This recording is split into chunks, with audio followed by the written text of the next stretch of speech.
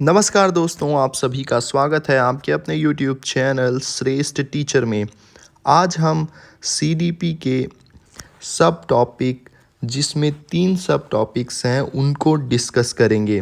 Discuss हम हिंदी और English दोनों में करेंगे ताकि आपका जो बेस है वो स्ट्रॉन्ग हो, क्योंकि दोस्तों हमेशा इंग्लिश में तो क्वेश्चन सेम ही देखने को मिलते हैं, लेकिन हिंदी में ट्रांसलेशन आपको अलग अलग देखने को मिलते हैं। इसीलिए मैं रेकमेंड करूंगा दोस्तों कि आप इंग्लिश के वर्ड पर अपना कमांड अच्छा कर लें। हमने CDP पर पूरे सिलेबस को एक डिटेल्ड वीडियो पहले से ही बना रखा है। अगर आपने अभी तक उसे नहीं देखा है तो ये वीडियो देखने के बाद आप उसे ज़रूर देख लें। हम सबसे पहले आज इस वीडियो में 3 सब टॉपिक्स को CDP के कवर करने वाले हैं, जिसमें है पहला सीखने के लिए मूल्यांकन एवं सीखने के बाद मूल्यांकन में अंतर, विद्यालय आधारित सतत एवं व्यापक मूल्यांकन, दृष्टिकोण और व्यवहार। दोस्तों ये टॉपिक्स इतने महत्वपूर्ण हैं कि आपको CDP में तो इनके क्वेश्चंस देखने को मिलते ही हैं, बल्कि आपको लैंग्वेज और जो भी आपका विषयी चैप्टर है, चाहे वो सोशल साइंस हो या फिर साइंस बैकग्राउंड से है, उनमें भी देखने को मिलते हैं। दोस्तों हमारा ये फॉर्मेट इस प्रकार से है, हम पहले आपको वो टॉपिक समझाएंगे, उसके बाद आपको उससे मिलते जुलते MCQ करवाएंगे जो कि मोस्ट रिपीटेड क्वेश्चंस रहते हैं आपके सीटेट के एग्ज़ाम्स में। तो दोस्तों शुरू करते हैं हम। सबसे पहले आप देखिए assessment for learning versus assessment of learning, सीखने के लिए मूल्यांकन और सीखने के बाद मूल्यांकन में अंतर।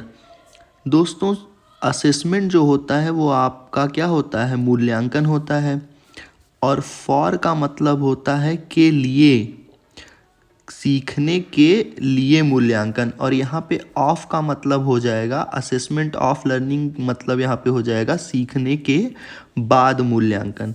सबसे पहले आप देखिए कि असेसमेंट फॉर लर्निंग किस लिए होता है। Assessment conduct during teaching learning process. तो आप सबको पता है कि असेसमेंट ये कब किया जाता है, जबकि हम टीचिंग लर्निंग प्रोसेस को कर रहे होते हैं, यानी कि क्लास के दौरान जब हम सीखते समय कोई असेसमेंट करते हैं, पढ़ाते समय बच्चों का असेसमेंट करते हैं, उसे असेसमेंट फॉर लर्निंग कहते हैं। उसका उद्देश्य होता है सीखने में सुधार करना। अगर आप उदाहरण के तौर पर देखें तो मौखिक प्रश्न, क्लासरूम वर्क दे देते हैं बच्चों को। अब हम चलते हैं अपने असेसमेंट ऑफ लर्निंग के बारे में जानते हैं। Assessment conducts after completion of teaching. Assessment of learning क्या होता है कि सीखने के लिए मूल्यांकन का मतलब है कि बच्चे ने कितना सीखा। इसका मतलब होता है बच्चे ने कितना सीखा। जब हम इसको पढ़ा लेते हैं कोई भी क्लास और क्लास कंप्लीट हो जाती है, तो सीखने के बाद हम यहाँ पे उपलब्धि मापन का काम करते हैं। ये परीक्षा के माध्यम से या फिर टेस्ट के माध्यम से कंप्लीट किया जाता है। असेसमेंट फॉर लर्निंग में टीचिंग इम्प्रूवमेंट के लिए होता है, और assessment of learning student achievement measure करने के लिए होता है। असेसमेंट फॉर लर्निंग जो होता है वो बच्चों आपका फॉर्मेटिव इन नेचर होता है। फॉर्मेटिव इन नेचर मतलब ये आपका निर्माणात्मक होता है। कैसा होता है, निर्माणात्मक होता है। और समेटिव इन नेचर मतलब ये आपका योगात्मक होता है। तो ये बात आप याद रखिएगा कि ये आपका योगात्मक होता है।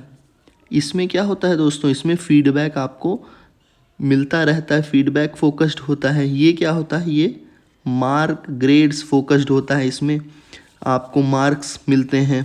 ठीक है, अब हम चलेंगे अपने नेक्स्ट। इसके की डिफरेंसेस आप देख लीजिए पहले।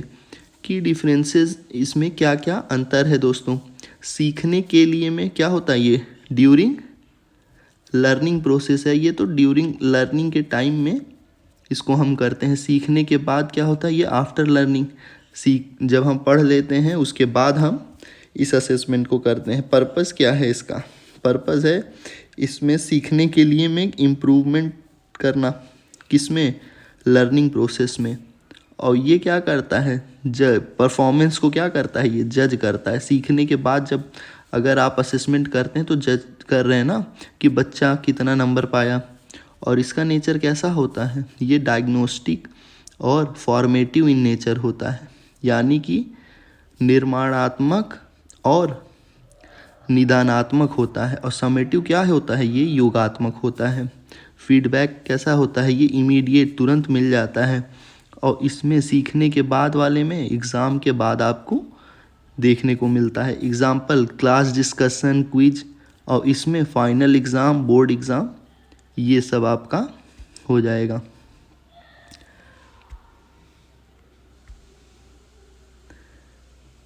असेसमेंट फॉर लर्निंग का एक एग्जाम्पल है, टीचर क्लास में पढ़ाते टाइम ओरल क्वेश्चन पूछता है और तुरंत फीडबैक देता है। ये असेसमेंट फॉर लर्निंग है। और असेसमेंट ऑफ लर्निंग क्या है दोस्तों, एनुअल एग्जामिनेशन में मार्क्स के बेसिस पर रिजल्ट बनाना। ये असेसमेंट ऑफ लर्निंग का एक बढ़िया एग्जाम्पल है आपका। अब हम चलते हैं आगे। इसमें अब आप एक मोस्ट रिपीटेड क्वेश्चन देख लीजिए। इसमें क्वेश्चन दिया गया है कि which assessment helps teacher to improve teaching during instruction.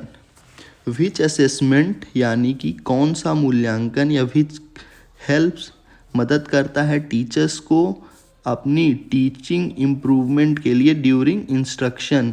तो असेसमेंट ऑफ लर्निंग होगा, समेटिव असेसमेंट होगा, असेसमेंट फॉर लर्निंग होगा, या फाइनल एग्जामिनेशन। तो इसका ऑप्शन सी हो जाएगा, असेसमेंट फॉर लर्निंग हो जाएगा। ये आपका क्या होता है, जब आप पढ़ाते रहते हैं ड्यूरिंग टीचिंग के समय आपका टीचिंग इम्प्रूवमेंट के लिए ये मददगार होता है आपका। अब हम चलते हैं नेक्स्ट क्वेश्चन में। वार्षिक परीक्षा किस प्रकार का मूल्यांकन है, सीखने के लिए मूल्यांकन, निदानात्मक मूल्यांकन, सीखने के बाद मूल्यांकन, या सतत मूल्यांकन। तो ये आपका ऑप्शन सी सही हो जाएगा। वार्षिक परीक्षा यानी कि टीचर पढ़ा लिया, सब कुछ बता लिया, बच्चे ने समझ लिया, अब हम उसका सीखने के बाद मूल्यांकन करेंगे। ये असेसमेंट आपका असेसमेंट ऑफ लर्निंग के अंतर्गत आता है।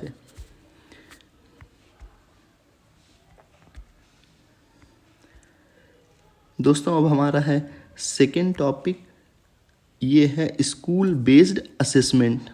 स्कूल बेस्ड असेसमेंट क्या होता है दोस्तों, विद्यालय आधारित मूल्यांकन। तो विद्यालय आधारित मूल्यांकन के बारे में हम जान लेते हैं थोड़ा सा। इसका अर्थ, assessment plan, conduct and evaluated by teacher at school level.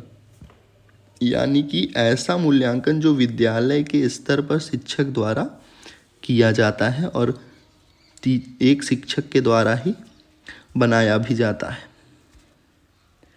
इसके क्या क्या की फीचर्स हैं, ये कंटिन्यूअस इन प्रोसेस है, मतलब सकारात्मक रूप से चालू रहेगा। और teacher made tools focus on holistic development, less exam stress. तो इसमें एग्ज़ाम का दबाव भी नहीं होगा बच्चों पर। प्रयुक्त साधारण टूल्स यूज्ड क्या होता है, क्लास टेस्ट, प्रोजेक्ट दे दिए, असाइनमेंट हो गया, ऑब्जर्वेशन कर लिए बच्चों का, ओरल टेस्ट ले लिए, ये सब क्या है इसके बढ़िया एग्जाम्पल्स हैं दोस्तों। अब हम चलते हैं इसके अगले उदाहरण पर। टीचर स्टूडेंट को प्रोजेक्ट, नोटबुक, वर्क और क्लास पार्टिसिपेशन के बेसिस पर क्या करता है, असेस करता है। This is school based assessment. कौन सा असेसमेंट है ये, स्कूल बेस्ड असेसमेंट। इसमें क्वेश्चन अगर हम देखें तो school based assessment mainly focused on board examination, teacher centre testing, continuous assessment eight school level, only writing exam. तो इसका सी सही हो जाएगा, continuous assessment eight school level. तो स्कूल बेस्ड असेसमेंट किस लिए होता है, continuous assessment eight school level के लिए। निम्न में से कौन सा विद्यालय आधारित मूल्यांकन का उदाहरण है, बोर्ड परीक्षा, प्रतियोगी परीक्षा, परियोजना कार्य, प्रवेश परीक्षा। तो ये आपका सी हो जाएगा, सही ऑप्शन यहाँ पे क्या होगा, जब परियोजना कार्य जो होता है वो हमारा विद्यालय आधारित मूल्यांकन होता है। Continuous and comprehensive evaluation CCE, सतत एवं व्यापक मूल्यांकन। दोस्तों इसके बारे में हम जानते हैं, ये आपका थर्ड और लास्ट टॉपिक है। पूरे वर्ष लगातार होता रहता है, जैसे कि आप इसका नाम में भी देख रहे हैं, कंटिन्यूअस यानी कि सतत चलने वाली यह मूल्यांकन होता है। कॉम्प्रिहेंसिव असेसमेंट ऑफ स्कूलेस्टिक प्लस को स्कूलेस्टिक एरिया, शैक्षिक एवं सह शैक्षिक दोनों का मूल्यांकन करता है ये। शैक्षिक और सह शैक्षिक, इसमें मतलब क्या होता है, जो आपको शैक्षिक में जो आपको पढ़ाया जाता है और सह शैक्षिक में जैसे खेल कूद या आपका व्यवहार, ये तरीके की चीज़ें सह शैक्षिक में आती हैं। अब इसके कंपोनेंट आप देख लीजिए, स्कूलेस्टिक और को स्कूलेस्टिक में सब्जेक्ट्स होते हैं, इसमें स्कूलेस्टिक में एग्ज़ाम्स होते हैं, टेस्ट होते हैं, असेसमेंट होते हैं, और को स्कूलेस्टिक में लाइफ स्किल्स हो जाएंगे, एटीट्यूड कैसा है, वैल्यूज़ क्या है बच्चे की, और स्पोर्ट्स एंड आर्ट में कैसा है, ये सब हो जाएगा। इसका उद्देश्य क्या होता है, reduce exam stress, focus on all around development, बच्चे की क्या होलिस्टिक जो डेवलपमेंट की बात आती है, इम्प्रूव लर्निंग आउटकम, बच्चे का क्या होगा, लर्निंग आउटकम को हम बढ़ावा देते हैं। इसका भी उदाहरण देख लीजिए, स्टूडेंट के marks plus behaviour plus participation plus sports performance को इवैल्यूएट करना ही क्या होता है, CCE, कॉन्टीन्यूअस या कॉम्प्रिहेंसिव इवैल्यूएशन हम कहते हैं। इसका भी आप क्वेश्चन देख लीजिए, CCE focused on only academic achievement, only co curricular activities, holistic development of child, final examination. तो ये आपका C आपका सही हो जाएगा। अभी मैंने आपको बताया कि होलिस्टिक डेवलपमेंट पर ये CCE फोकस्ड होता है। CCE में व्यापक का अर्थ है केवल परीक्षा, केवल पाठ्यक्रम, शैक्षिक व सह शैक्षिक दोनों, केवल खेल, तो इसमें शैक्षिक और सह शैक्षिक दोनों होता है। कॉम्प्रिहेंसिव CCE में व्यापक का अर्थ यही होता है। आप सबको पता है कॉन्टीन्यूअस एंड कॉम्प्रिहेंसिव। तो दोस्तों आप एक और की पॉइंट जान लीजिए, असेसमेंट फॉर लर्निंग ये होता है फॉर्मेटिव, जैसे कि मैंने बताया असेसमेंट ऑफ लर्निंग होता है समेटिव यानी कि योगात्मक, और असेसमेंट फॉर लर्निंग ये होता है आपका निर्माणात्मक होता है, ठीक है। और CC continuous plus comprehensive plus child centred, ये इस 3 तरीके के असेसमेंट होते हैं जो कि आपका बहुत ही महत्वपूर्ण होता है और एग्ज़ामिनेशन में हमेशा पूछे जाता है। दोस्तों उम्मीद है कि आपको ये वीडियो पसंद आया हो। अगर वीडियो पसंद आया तो प्लीज़ हमारे चैनल को सब्सक्राइब कर लीजिए और बेल आइकन को दबा लीजिए, ताकि नेक्स्ट वीडियो यानी कि सेकंड वीडियो हम जब भी CDP का लाएं, आप उस वीडियो को तुरंत आपके फ़ोन में नोटिफिकेशन आ जाए। वीडियो देखने के लिए आप सभी का धन्यवाद।